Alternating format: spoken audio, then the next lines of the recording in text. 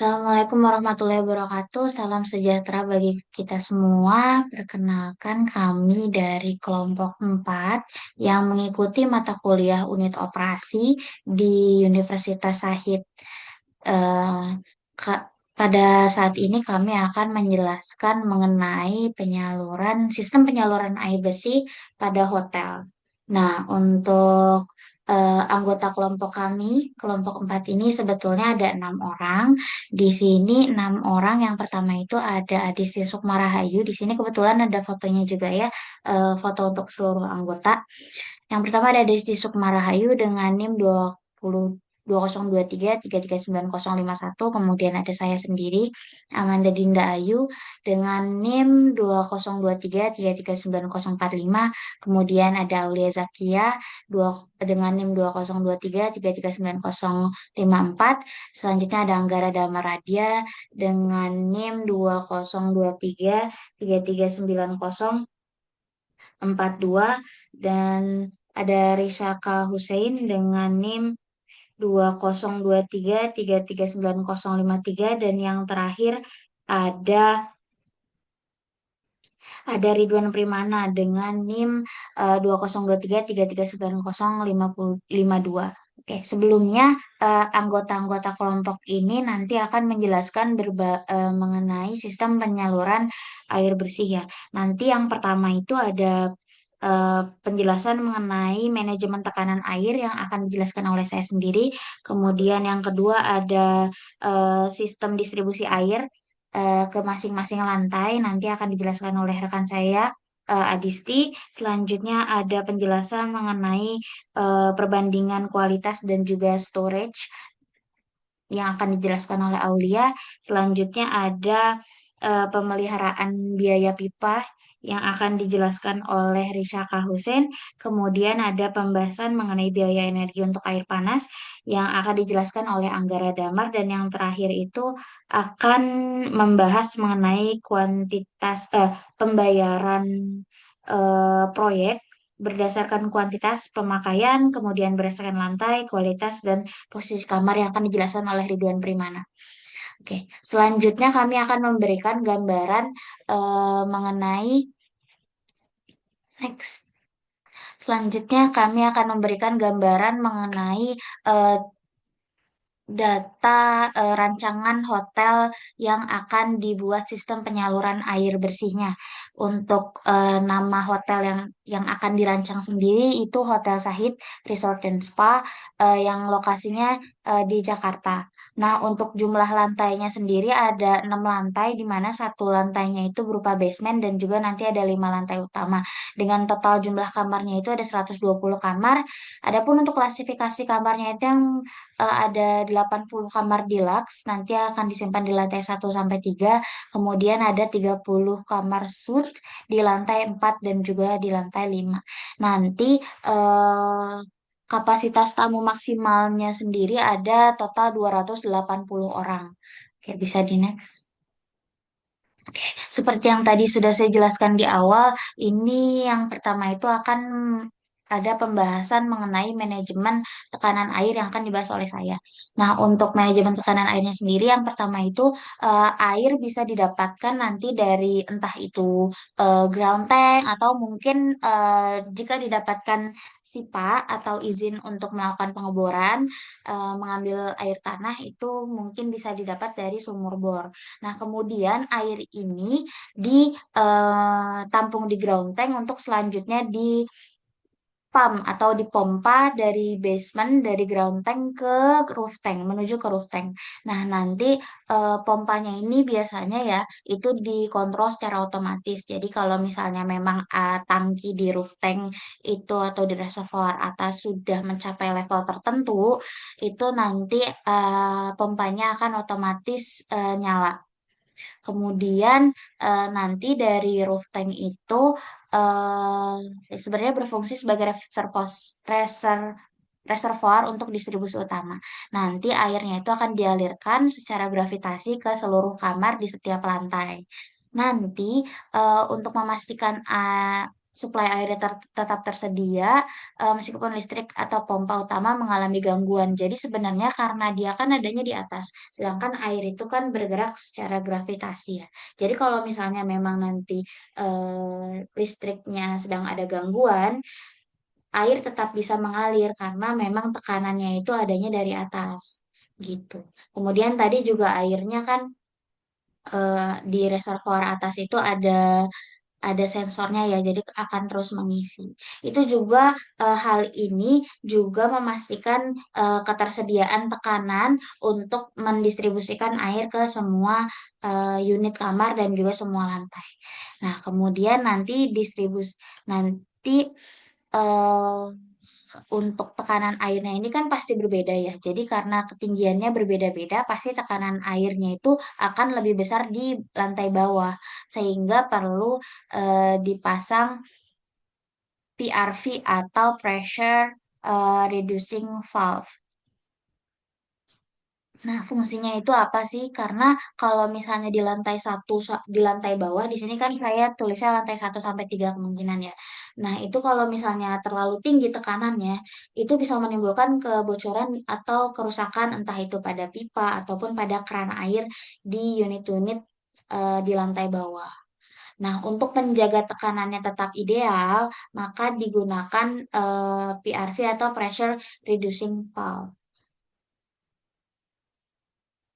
Nah, selanjutnya nanti jika memang di lantai-lantai atas seperti lantai 5 dan juga lantai 6 tekanannya terlalu rendah, mungkin bisa dilakukan peninggian di roof tanknya. Jadi roof tanknya dibuat sedikit lebih tinggi agar tekanannya itu terdistribusi dengan baik bahkan ke lantai-lantai yang memang ada di lantai atas, misalnya di lantai 4 dan juga di lantai 5. Di sini juga di lantai atas bisa ditambahkan booster pump em, untuk mengontrol tekanannya. Atau juga bisa menggunakan listrik hybrid. Jadi misalnya distribusi tekanannya tetap dilakukan secara gravitasi, tapi juga dibantu dengan booster pump. Jadi kalau semisal suatu saat tekanannya agak rendah, itu booster pumpnya akan otomatis nyala gitu. Jadi air yang mengalir tetap baik. Jadi sebenarnya em, untuk di lantai bawah memang perlu dikurangi kadang-kadang si tekanannya sehingga pakai PRV dan juga kalau di lantai atas karena tekanannya rendah maka perlu dipastikan bahwa tekanannya itu cukup dengan apa tadi bisa meninggikan roof tanknya ataupun bisa em, menambah atau memasang booster pump. Next.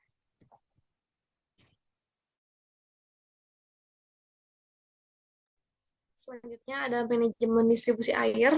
Yang pertama ada sumber airnya, ground tank kapasitas besar, misal dari 50 sampai 100 meter kubik, disesuaikan dengan okupansinya. Kemudian ada pompa transfer untuk ke roof tanknya. Dari roof tank tersebut, kapasitas harus cukup untuk minimal 1 hari operasi tanpa isi ulang. Misalnya 50 sampai 80 meter kubik. Yang kedua ada distribusi airnya, ada pipa utama atau reser dari roof tank untuk turun ke setiap lantainya. Dari setiap lantai tersebut ada pipa distribusi horizontal atau header yang menggunakan pipa cabang ke setiap kamar-kamar. Kemudian ada katup kontrol utama untuk per lantai dan subkatup blok kamar, misal per 5 kamar. Yang terakhir ada distribusi air panas, ada water heater sentral, misalnya ada boiler gas, solar, listrik, atau heat pump. Hot water tank atau buffer untuk menyimpan air panas, pipa reser air panas, ditambah pipa sirkulasi untuk menjaga suhu menjadi stabil. Kemudian ada mixing valve di setiap kamar untuk setting suhunya. Next. Di sini ada alur distribusi air untuk Hotel Sahid. Alur distribusi dimulai dari ground tank, yaitu tangki penampungan utama yang terletak di lantai dasar atau bawah tanah bangunan. Tangki ini biasanya diisi dari sumber air utama seperti sumur bor, air PDAM, atau sumber lainnya. Ground tank ini berfungsi sebagai tempat penyimpanan air bersih yang akan disuplai ke seluruh sistem. Air dari ground tank tidak dapat naik sendiri. ke lantai atas. Oleh karena itu, digunakan pompa air yang akan mendorong air keluar dari tangki menuju dua jalur distribusi utama. Di sini ada jalur warna biru, itu jalur pertama untuk menuju roof tank untuk mendistribusikan air dingin. Yang jalur merah ini merupakan jalur kedua menuju sistem pemanasan air atau hot water system. Lalu ada distribusi air dingin, roof tank, dan pipa biru. Air yang dipompa ke roof tank akan tersimpan di sana dan digunakan sebagai cadangan serta sumber air dingin utama. Roof tank berada di tempat tinggi agar dapat mendistribusikan air secara gravitasi tanpa bantuan pompa tambahan. Dari roof tank, air dialirkan melalui pipa berwarna biru yang turun secara vertikal ke semua lantai. Setiap lantai mendapatkan sambungan pipa air dingin yang kemudian disalurkan ke setiap kamar. Setiap kamar memiliki 3 titik keran, yang pertama ada wastafel, shower, dan toilet. Kemudian ada sistem air panas atau hot water tank dan water heater. Aliran dari ground tank masuk ke hot water tank, yaitu tangki khusus untuk pemanas air. Di sini air didistribusikan ke dalam water heater, yaitu alat pemanas air yang bisa digunakan menggunakan listrik, gas, atau energi surya, tergantung sistemnya. Setelah air dipanaskan oleh water heater, air tersebut dialirkan melalui pipa berwarna merah yang merupakan jalur khusus air panas. Aliran air panas ini menjangkau seluruh lantai secara paralel. Jadi setiap lantai memiliki distribusi pipa air panas sendiri yang terhubung ke masing-masing kamar. Untuk kontrol dan pengaturannya ada valve dan control valve. Untuk mengatur distribusi air panas dilengkapi dua komponen, yaitu ada valve atau keran manual untuk membuka atau menutup aliran panas ke bagian tertentu. Yang kemudian ada control valve, itu untuk katup otomatis atau semi otomatis yang berfungsi mengatur tekanan, suhu, dan debit aliran air panas. Komponen ini sangat penting agar air panas tidak terlalu bertekanan tinggi atau terlalu panas saat digunakan. Untuk mendistribusikan ke kamar tiap lantai, setiap lantai mulai dari lantai 1 sampai lantai 6 mendapatkan pasokan air panas dan air dingin secara langsung dan merata. Pipa-pipa distribusi baik yang panas maupun dingin ditarik vertikal dari sistem utama dan kemudian masuk ke unit kamar di masing-masing lantai. Di setiap kamar ada keran wastafel, shower, dan toilet flush. Untuk sistem kerja dan keunggulannya, sistem ini merupakan kombinasi dari sistem gravitasi untuk distribusi air dingin dari roof tank. Yang kedua ada sistem tekanan untuk air panas yang berasal dari pemanas dan pompa. Kemudian ada sistem terpusat karena water heater dan hot water tank hanya satu untuk seluruh gedung. Next. Di sini ada perhitungan kebutuhan airnya. Yang pertama ada kebutuhan dasar. 240 orang dikali 200 liter sama dengan 48.000 liter per hari. Kemudian ada tambahan operasional sebesar 30%. Jadi 48.000 liter dikali 1,3 sama dengan 62.400 liter per hari atau 62,4 meter kubik per hari. Ada roof tank. Roof tank ini fungsinya sebagai buffer untuk mendistribusi gravitasi ke setiap kamar. Umumnya 30-50% dari kapasitas harian. Jadi 62.400 dikali 0,4 sama dengan 24.960 liter. Untuk roof tanknya sendiri itu ada 25.000 liter atau 25 meter kubik. Untuk kapasitas tangkinya ada ground tank atau tandan bawah untuk menyimpan pasokan air bersih untuk seluruh hotel. Idealnya cukup satu hari penuh adalah 62,4 meter kubik. Disarankan diperbesar 10-20% untuk cadangan misal pasokan pumpnya mati. Dari 62.400 dikali 1,2 sama dengan 74.880 liter. Untuk ground tanknya sendiri ada 75.000 liter atau 75 meter kubik. Air panas biasanya 50% per orang per hari. Dari 240 orang dikali 50 sama dengan 12.000 liter. Kemudian water heater ditambah hot water tank disarankan kapasitasnya ditambah menjadi yaitu sama dengan 12.000 liter atau 12 meter kubik. Next.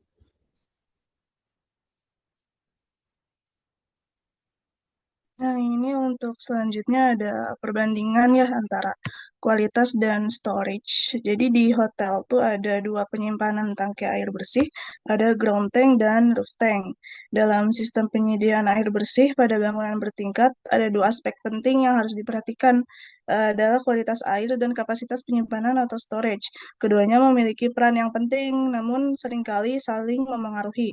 Semakin besar kapasitas penyimpanan air, maka semakin besar pula tantangan dalam menjaga kualitas air tetap layak untuk digunakan. Nah, ini ada beberapa aspek cara mempertahankan kualitas airnya ya antara ground tank dan roof tank. Aspek yang pertama itu ada paparan sinar matahari.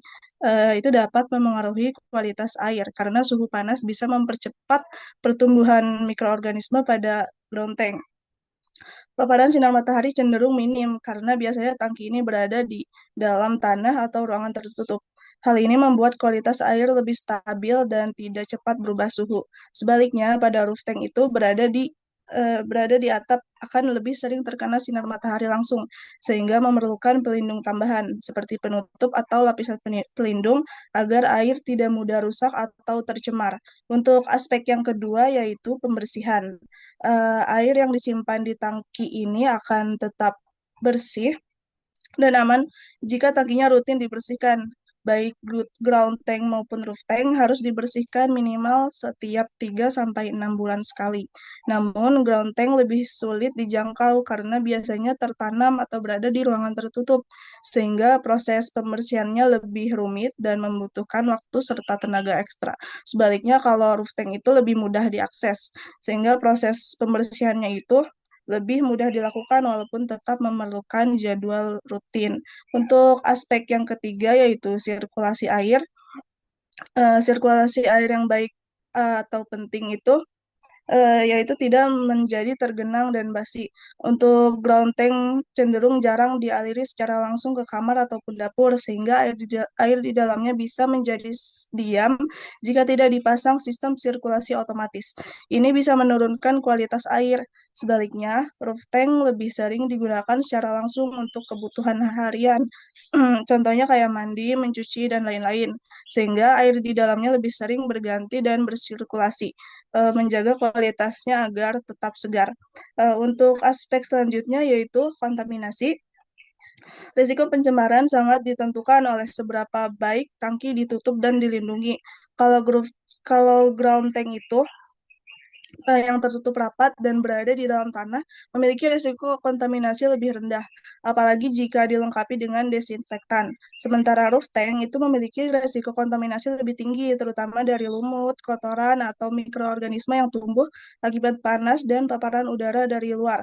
Maka dari itu, penting untuk memastikan roof tank tertutup dengan baik dan terlindungi dari sinar matahari langsung. Untuk aspek selanjutnya yaitu pemantauan kualitas. Untuk menjaga kualitas air dibutuhkan pemantauan rutin menggunakan sensor alat atau uji kualitas air. Sensor ini bisa dipasang baik di ground tank maupun roof tank. Namun dari sisi praktis, roof tank lebih mudah dijangkau oleh teknisi, sehingga proses pengecekan kualitas air bisa lebih dilakukan dengan cepat dan mudah dibanding ground tank yang letaknya lebih tersembunyi. Terus untuk aspek yang terakhir itu dari kapasitas, buat dari segi ukurannya itu ground tank biasanya memiliki kapasitas yang lebih besar karena berfungsi sebagai penyimpanan utama atau cadangan. Ini cocok untuk hotel yang membutuhkan banyak air dalam waktu yang lama. Sedangkan roof tank memiliki kapasitas lebih kecil dan digunakan untuk suplai harian ke kamar-kamar hotel karena ukurannya lebih kecil. Roof tank lebih cepat kosong dan harus sering diisi oleh ground tank. Jadi ground tank dan roof tank ini memiliki peran dan keunggulan masing-masing.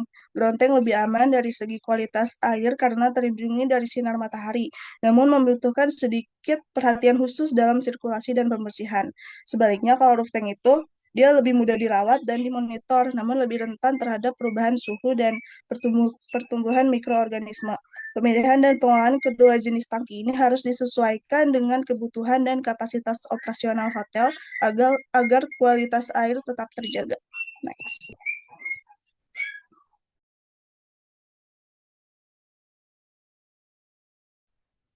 Selanjutnya, pemeliharaan pipa.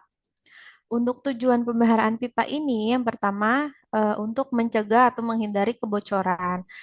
Nah, kebocoran air ini terutama di area tersembunyi seperti plafon dan dinding ini kan dapat menyebabkan kerusakan bangunan, menurunkan kenyamanan tamu, serta meningkatkan biaya operasional. Lalu tujuan pemeliharaan pipa lagi yaitu menghindari penyumbatan dari endapan lumpur, karat, dan kotoran bisa menyumbat jalur pipa, terus mengurangi tekanan air atau bahkan menghentikan aliran air ke kamar tamu. Lalu yang ketiga tujuannya itu mencegah kontaminasi silang. Jika air limbah atau udara balik masuk ke dalam sistem air bersih karena kerusakan pipa, ini beresiko mencemari air yang digunakan oleh tamu. Untuk item pemeliharaan pipanya tersendiri, yang pertama untuk pemeriksaan tekanan air ini dilakukan harian dengan tujuan itu untuk menjamin tekanan air stabil dan terdistribusi merata ke seluruh kamar. Lalu yang kedua, pemeliharaan di pembersihan tangki yang dilakukan setiap 6 bulan dengan tujuan mencegah endapan lumpur dan mikroba yang bisa mencemari air. Lalu kalibrasi meteran yang dilakukan setiap tahun dengan tujuan untuk menjamin akurasi pengukuran pemakaian dan billing yang adil. Lalu inspeksi pipa dan valve setiap 3 bulan dengan tujuan deteksi dini kebocoran, korosi, dan fungsi valve. Lalu untuk biaya energi pemanas air eh, kurang lebih 4.500.000 per bulan. Ini termasuk perawatan boiler, energi pemanas, dan insulasi jaringan pipa. Untuk tata cara pemeliharaannya sendiri, yang pertama, inspeksi jaringan pipa dilakukan setiap 3 bulan oleh tim teknisi hotel. Lalu pemasangan sensor kebocoran otomatis di area rawan, di plafon koridor dan ruang teknik. Lalu gunakan pipa modular agar segmen rusak bisa diganti tanpa membongkar seluruh sistem. Lalu flashing berkala yang dilakukan di titik mati untuk mencegah endapan. Next.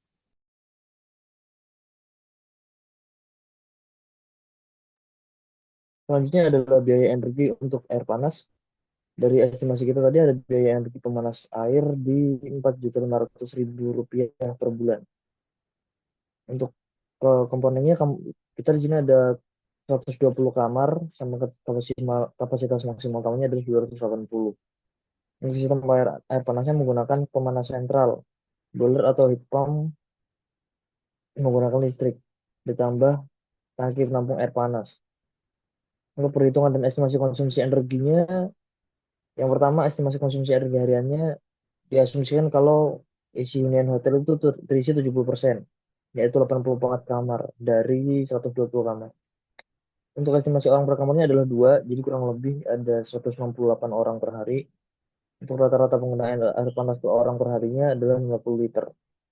Untuk total volume air panas hariannya dihitung dari estimasi orang per kamar 168 dikali 50 liter. Jadi didapatkan angka 8.400 liter sama dengan 8,4 meter kubik. Next.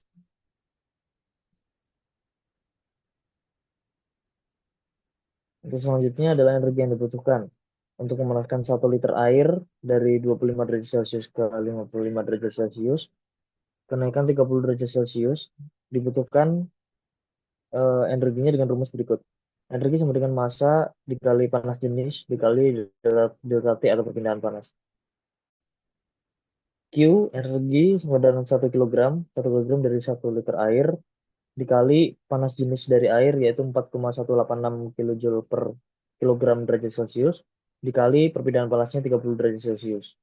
Hasil yang didapatkan adalah 125,58 kilojoule sama dengan 0,035 kWh. Untuk total energi hariannya 8.400 liter dikali 0,035 kWh sama dengan 224 kWh per hari. Untuk energi per bulannya energi harian 224 kWh dikali 30 hari sama dengan 8.820 kWh per bulan. Untuk harga energinya, jika total biaya estimasi yang kita dapat tadi adalah Rp4.500.000 per bulan, maka harga per kWh-nya sama dengan 4.500.000 dibagi 8.820 kWh. Didapatkan kurang lebih Rp510 per kWh. Next.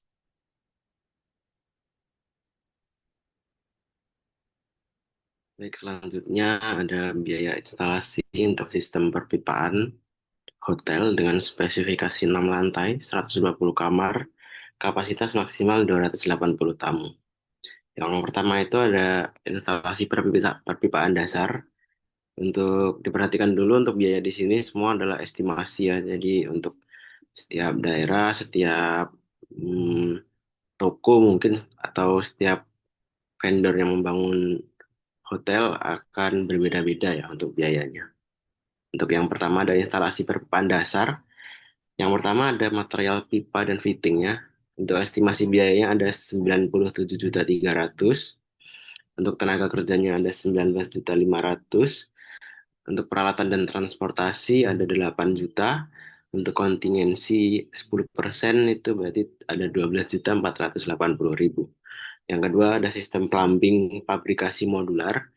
Untuk komponennya yang pertama ada modul plumbing kamar mandi.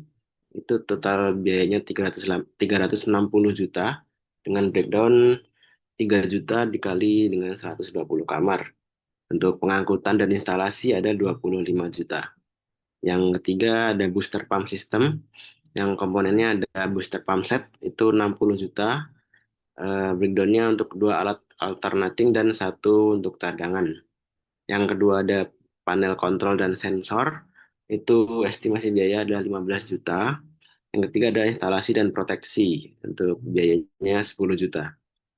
Yang keempat ada reservoir atas dan bawah. Untuk komponennya untuk reservoir bawah itu nanti bahannya adalah beton yang ditanam dalam tanah.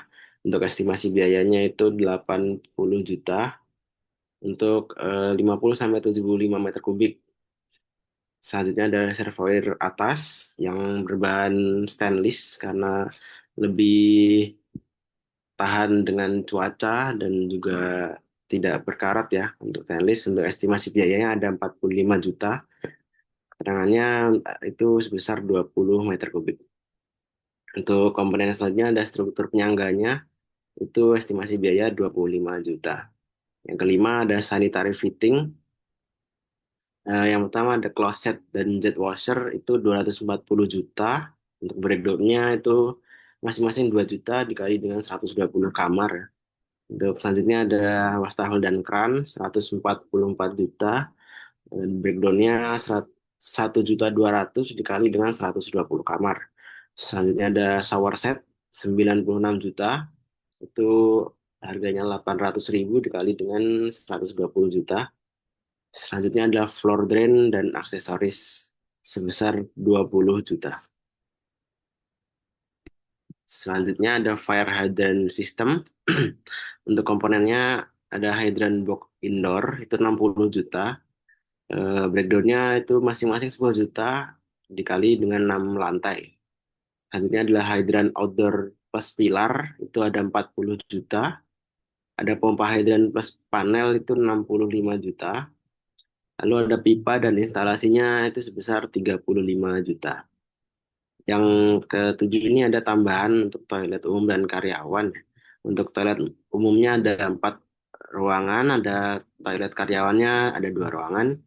Untuk toilet umum estimasi biayanya 48 juta dengan breakdownnya 12 juta di masing-masing dikali dengan 4 ruangan.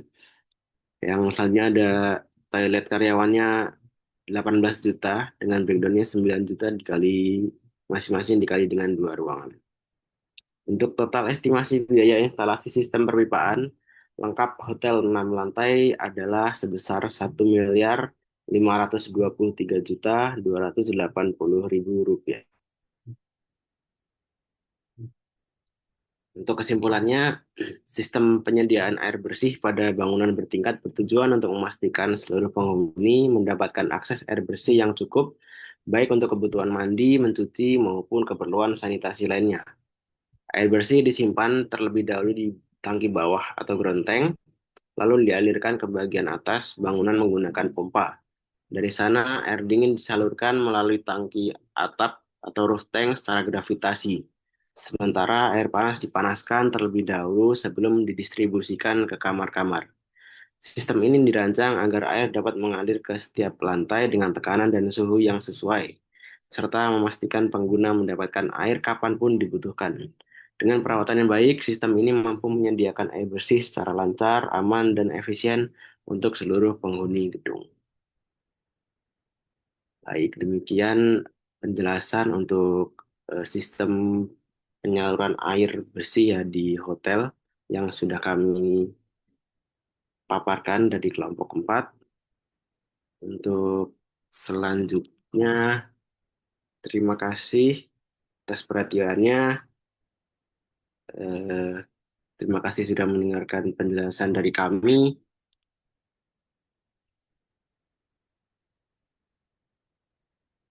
Sampai jumpa di penjelasan materi lainnya dari kami. Terima kasih.